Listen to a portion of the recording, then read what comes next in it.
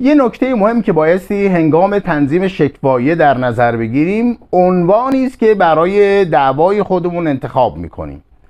در ارتباط با معامله معارض و انتقال مال غیر میخوایم این تفاوت رو اینجا در این پست با هم بررسی بکنیم. اگر شما به ماده 117 قانون ثبت و رأی وحدت رویه شماره 43 دیوان عالی کشور مراجعه بکنید دوستان، اونجا معامله معارض رو تعریف کرده.